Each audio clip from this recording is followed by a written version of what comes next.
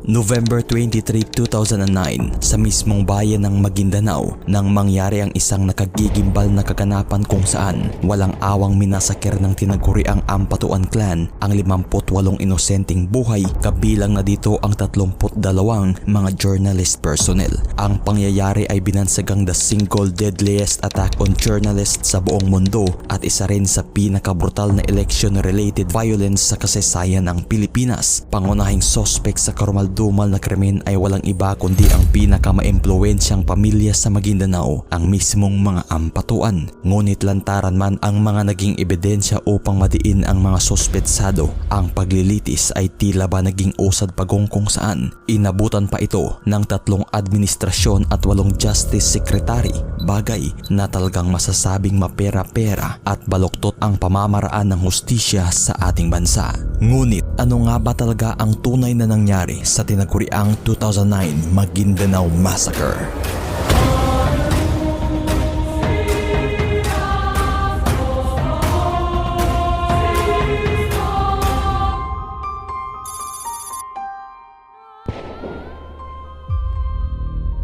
Ang Pilipinas ay kilalang bansa na may napakamaruming tunggalian ng politika. Sa bawat halalang nagaganap, hindi na bago ang mga election-related violence kung saan kadalasan dito ay hahantong sa pagkasawi ng mga kumakandidato. Ang naturang maruming tunggalian ng politika ay talagang walang pinipiling kasarian, estado at antas, mapalokal o nasyonal na kandidato. Talagang todas kapag ito'y pinag-iinitan ng naturang katunggali. Ang tunggalian na kadalasang nauwi sa mga ambush at patayan ay pinag-ugatan ng tinatawag na political clan.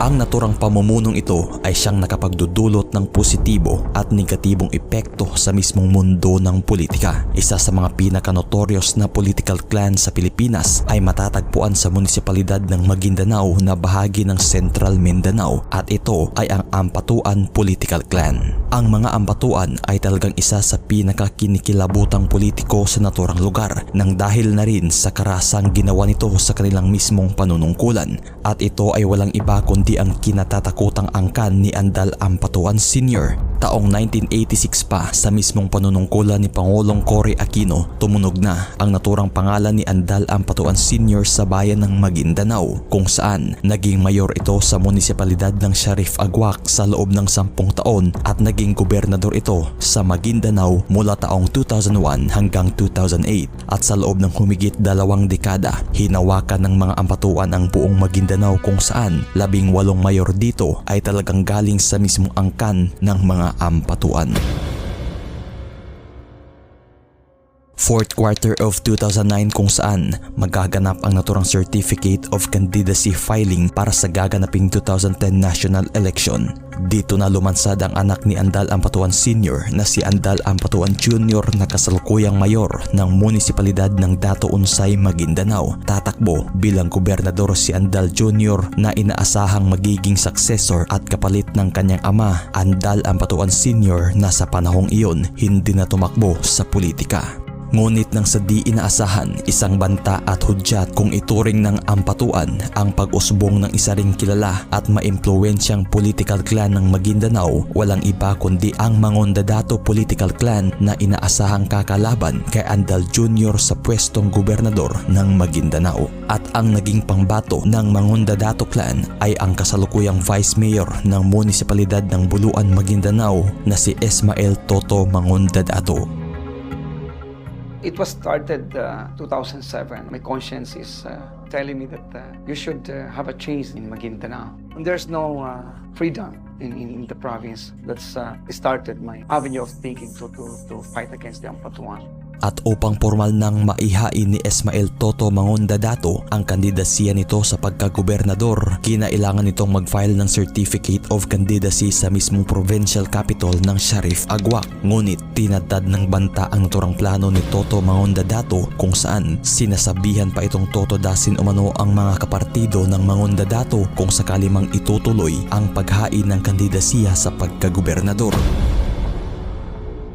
At nang dahil sa natanggap na mga death threat, humingi ng security escort si Toto Mangondadato sa mismong PNP Regional Command ng ARMM, ngunit tinanggihan lamang ito. Kung kaya't ng mga panahong iyon, nang dahil sa banta, pinili na lamang ni Toto Mangondadato na wag ng personal pang mag-file ng kandidasiya. Dito na ipinaubaya ni Toto ang naturang COC filing sa kanyang asawa kasama ang kanyang dalawang kapatid na babae at ang kanilang mga abogado. Isa sa mga rason kung bakit pinili ni Toto Mangondadato na ang kanyang asawa at mga kapatid na lamang nitong babae ang mag-file ng kanyang kandidasiya sa kadahilanan na umaasa si Toto Mangondadato na sa pamamagitan ng naturang Islamic tradition kung saan nire-respeto at hindi sinasaktan ang mga kababaihan, malaki ang tsansang maiwasan at mahadlangan ang mga bantang pag-atake ng kabilang panig at talagang umaasa rin itong maging hadlang ang media upang maiwasan ang posibleng trahedya. Filipino Muslims has a high respect on women. So I think they should not harm or hurt your wife and your sisters. November 23, 2009, araw kung saan nakatakda ang COC filing ni Toto Mangondadato. Isang convoy ng 7 sasakyan ang naatasang magtungo papuntang Sharif Agwak. Binuo ito ng 4 na Toyota Grandia na pagmamay-ari ng Mangondadato at 2 pang sasakyan na kasama rin sa convoy na pagmamay-ari ng mga media company. Ang naturang convoy ay lula ng mga kapamilya ni Toto Mangondadato, kasama na ang kanyang mismong asawa na si Jenalyn Mangondadato, kabilang rin ang mismong mga abogado ng pamilya at ang mga naimbitahang media personality na magsasagawa ng coverage sa naturang COC filing. Bagay na ang convoy ay lulan ng halos mga kababaihan, kabilang na dito ang 37 journalist. At nang binaybay na ng naturang convoy ang daan patungong Sharif Agwak, sa layong 10 kilometro na lang at mararating na ng naturang convoy ang Sharif Agwak, isang di inaasahang pangyayari ang gumulantang sa kanila. Hinarangan ng humigit 100 mga bandidong kalalakihan ang mga sasakyan ng Mangondadato at dito na hinijak ng mga armadong grupo ang buong convoy na sinakyan ng mga pamilya ng Mangondadato at mga journalist. Ngunit sa mga panahong iyon, 2 sa mga sasakyang napasama sa hijack ay hindi pala kasama sa naturang convoy. Ito ay ang pulang Toyota Vios at isang light blue na Toyota Tamaro FX na ayon pa nagkataon lamang umovertake ang mga ito na magtutungo sana papuntang Cotabato City at napabuntot sa naturang convoy ng Mangondadato. Bagay na kung saan sabit at talagang napasama ang mga ito sa naturang malagim na trahedya.